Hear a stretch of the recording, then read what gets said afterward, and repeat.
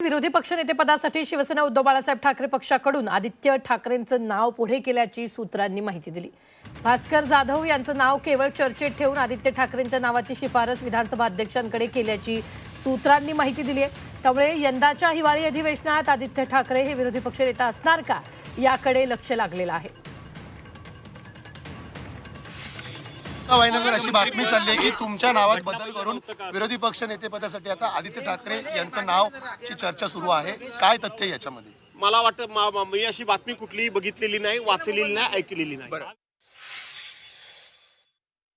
जी का नाम आ रहा है भास्कर जाधव का नाम हटकर अपोजिशन लीडर के लिए लेकर किस तरह से देखेंगे उसके ऊपर? नहीं, वो तो उन पार्टी का निर्णय है, उसमें हम लोग कुछ नहीं चाहिए क्योंकि हमसे ज़्यादा संख्याबल शिवसेना का है, उनका हक पहले होता है।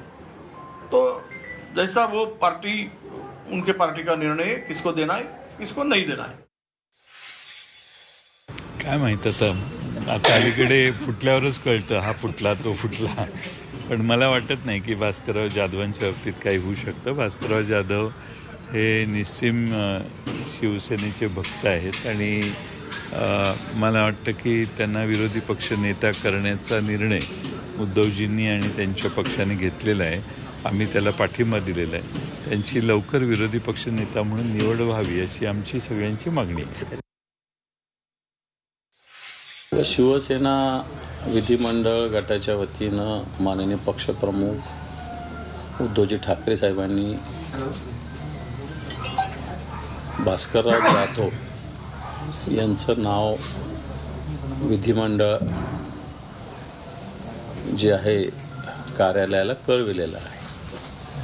आता याला जवळपास पूर्ण 11 महिन्याच्या वरचा कालावधी होतोय आणि अजूनही विधिमंडळाच्या कार्यालयाने याच्याविषयी किंवा विधिमंडळाचे जे काही अध्यक्ष आहेत विधानसभेचे यांनी कोणताही निर्णय घेतलेला खरं तर चुकीचं आहे।